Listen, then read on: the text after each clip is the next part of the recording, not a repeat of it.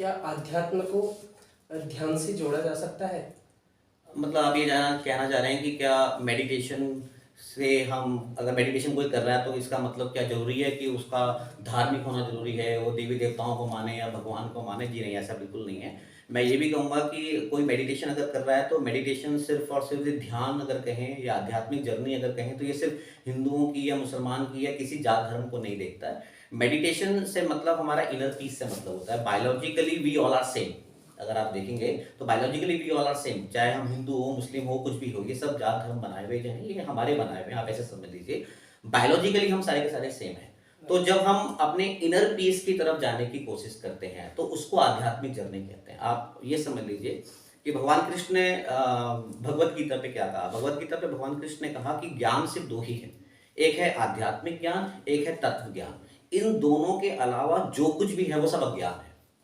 तो ज्ञान सिर्फ दो ही है, एक है आध्यात्मिक ज्ञान और एक है तत्व ज्ञान। तो अपने आप को जानने के रास्ते में, सत्य को जानने के रास्ते में जितना भी ज्ञान आपको प्राप्त होता है वो सारा का सारा कहते हैं आध्यात्मिक ज्ञान।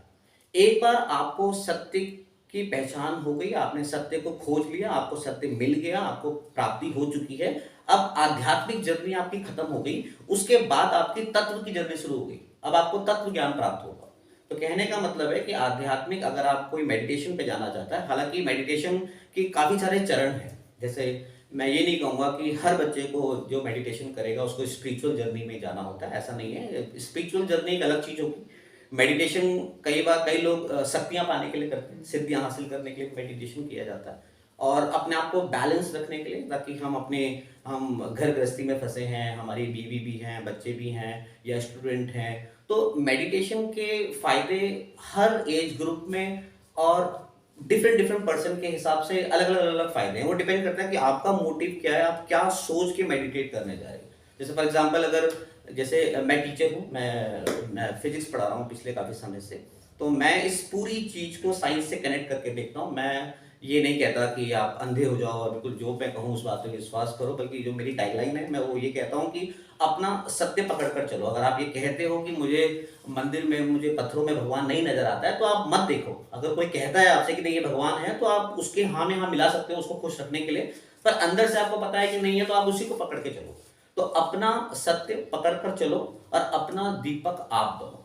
आप खुद से अपना दीपक बनो, कहने का मतलब है। तो मेरे जो स्टूडेंट हैं, मैं अपने स्टूडेंट को जब मेडिटेशन करने के लिए कहता हूं तो मैं उनको कभी भी कुंडलिनी के बारे में नहीं बताता हूं, अलग अलग चक्रों के बारे में नहीं बताता हूं, सिद्धियों के बारे में नहीं बताता हूं, मैं इस तरह से उनसे बात नहीं करता हूं। मैं उनको सिंपली ये कहता हूं कि आप इस तरह से सोचने की कोशिश करिए कि जैसे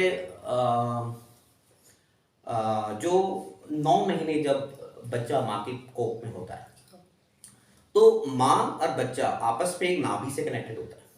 तो माँ जो भी कुछ खाएगी पिएगी, वो सारा का सारा उस बच्चे तक ट्रांसफर होता है वाया थ्रू वो नाभि से जो कॉर्ड कनेक्टेड होती है।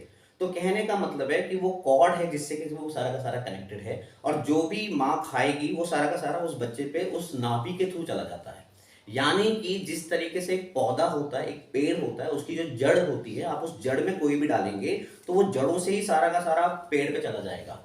तो उसी तरीके से हम मनुष्य की, चाहे वो हिंदू हो, मुसलमान हो, अब आपके समझ में आ गया मैं क्या कहना चाह रहा हूँ। बायोलॉजिकली हम सब सेम है। माँ की कोख में जो बच्चा हो, चाहे वो किसी भी जात धर्म का बच्चा होगा, वो एक ही तरीके से बढ़ रहा है। तो जैसे ही पेड़ है तो पेड़ की जड़ इंपॉर्टेंट है। आप उसकी टहनियां काट दो फर्क नहीं पड़ेगा, लेकिन उसकी जड़ काट दोगे तो वो मर जाएगा। तो कहने का मतलब है जैसे पेड़ है तो पेड़ की जड़ इंपॉर्टेंट है, तो वैसे ही हम जो मनुष्य है उसकी जो सबसे इंपॉर्टेंट चीज है वो उसकी नाभि है। तो जब माँ के कोख के अंदर जो बच्चा होता है उसको सब कुछ नाभि के थ्रू मिलता है। तो जैसे ही 9 मंथ के बाद जब वो बच्चा बाहर निकलता है ना, तो वो भी एक तरीके की डेथ है, आपको अगर समझ में आए तो। क्योंकि 9 महीने तक जो बच्चा माँ की कोख में रहता है उसको लगता है यही मेरी लाइफ है। उस 9 महीने में उसको लगता है यही मेरी लाइफ है। तो जब 9 महीने के बाद वो कोख से बाहर निकल रहा होता है तो उसको लगता है कि मैं मर रहा हूं। अगर आप इमेजिन करने की कोशिश करोगे तो उसकी लाइफ तो वही थी ना। अब 9 महीने के बाद जैसे ही वो बच्चा बाहर निकलता है उसको लगता है कि मेरी डेथ हो रही है, मैं मर रहा हूं। बट वो मर नहीं रहा है, वो एक लाइफ से दूसरी जगह आ रहा है। ठीक हो गया? ये ठीक वैसे है जैसे कि जब हम मरते हैं तो हमें लगता है कि हम मर रहे हैं, हम रोने लग जाते हैं, पर हम मर नहीं रहे हैं। वो एक यात्रा है हमारी, जो हमारी यहाँ से शुरू हुई थी, इस जीवन में चलेगी, उसके बाद हमारी यात्रा कभी खत्म नहीं होती। खैर वो बहुत लंबा चक्कर हो जाएगा।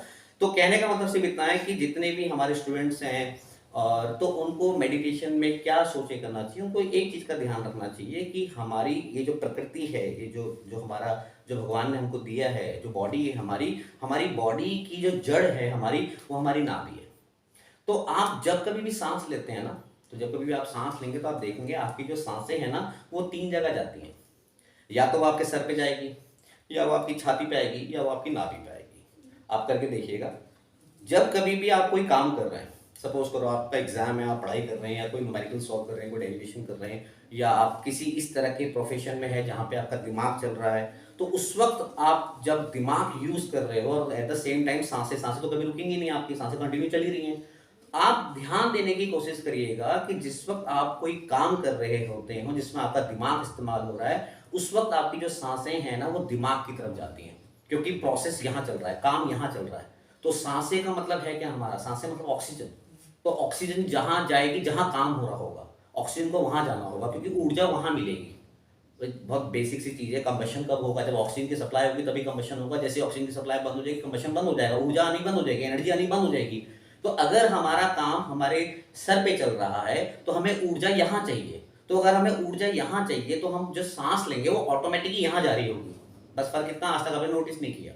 लेकिन जैसे ही आप अपने काम काज से बाहर निकलोगे, आप अपने बीवी बच्चों के पास जाते हो या किसी ऐसी जगह पे जाते हो कि जब आप अपना दिमाग नहीं लगाना है, आप रिलैक्स होना कोशिश कर रहे हो, आप प्यार में हो, ममता में हो, बच्चों के साथ हो, बीवी के साथ हो, अपनी गर्लफ्रेंड के साथ हो, तो उस वक्त अगर आप अपना नोटिस करोगे तो आपको लगेगा कि अभी जो मेरी सांसें हैं ना वो मेरे दिल तक आ रही है, वो मेरी यहाँ तक आ रही है सांसें, अब वो दिमाग में नहीं जा रही है। क्योंकि जब आप अपनी गर्लफ्रेंड के साथ होते हो तो आप अपना दिमाग इस्तेमाल नहीं करते, अपना दिल का इस्तेमाल करते हो, है ना। तो उस वक्त जो सांसें हैं हमारी वो दिल तक जाती हैं। अब आपने काम भी कर लिया, गर्लफ्रेंड के साथ, बीवी बच्चों के साथ जो भी है, प्यार मोहब्बत भी होगी। अब आप अकेले हो ना, तो जब आप बिल्कुल अकेले हो उस वक्त अगर आप सांसें ले रहे हो तो उस वक्त वो सांस कहाँ जानी चाहिए, उस वक्त वो सांस आपकी नाभि पे आनी चाहिए, क्योंकि जो जड़ है वो नाभि है। तो मैं अपने स्टूडेंट को सिर्फ ये कहता हूँ कि जब कभी भी आप खाली बैठते हो, आप अपनी कमर की बिल्कुल ऐसे स्ट्रेट बैठो, ऐसे, और सांस इस तरीके से लो कि जैसे पेट फूले और अंदर, जैसे छोटा सा बच्चा होता है ना, आप छोटे बच्चे को कभी देखना, जब वो सांस लेता है तो उसकी छाती को फर्क नहीं पड़ता, उसका खाली पेट अप डाउन होता है। तो सारी की सारी जो ऊर्जा है वो उसकी नाभि में जाती है, और नाभि के थ्रू पूरी की पूरी बॉडी में ऑटोमेटिकली चली जाती है, क्योंकि सिस्टम ऐसे ही बना हुआ है। माँ के पेट के अंदर जो हमारा सिस्टम बना था वो ऐसे ही बना था। जब हम बाहर निकले तो नाभि कट कर दी गई, लेकिन अंदर का जो सिस्टम है वो तो आज भी वही है। पर फर्क इतना है कि पहले माँ के थ्रू ऊर्जा मिल रही थी, अब हमारी ऊर्जा हम खुद ले सकते हैं, अब हम सांस खुद ले सकते हैं। माँ के पेट के अंदर हम सांस नहीं ले सकते थे, पर अब हम सांसें खुद ले सकते हैं। तो अंदर का जो सिस्टम है वो पूरा का पूरा वैसे ही बना हुआ है। तो कहने का मतलब ये है कि आप ये समझ के चलो कि हमारी इस प्रकृति की जो जड़ है वो हमारी नाभि है।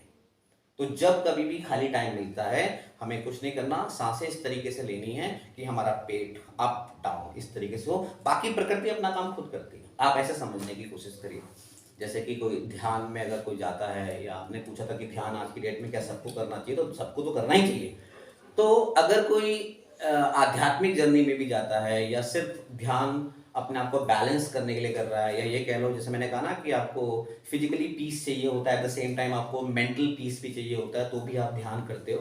तो चाहे आपकी आध्यात्मिक जर्नी हो, चाहे आपको इनर पीस चाहिए हो, या आपको सिद्धियां हासिल करनी हो, या आपकी टारगेट आपका कुछ भी हो, लेकिन जो एक बेसिक है, जैसे सपोज करो आपको डॉक्टर बनना हो, इंजीनियर बनना हो, या कितना भी कुछ करना हो, 10th तक की बेसिक पढ़ाई तो करनी ही पड़ेगी ना। उसके बाद आप करोगे मुझे कॉमर्स चाहिए, मुझे साइंस चाहिए, मुझे क्या करना है क्या नहीं करना, लेकिन 10th तक की तो आपको सबको पढ़ना ही पड़ेगा ना।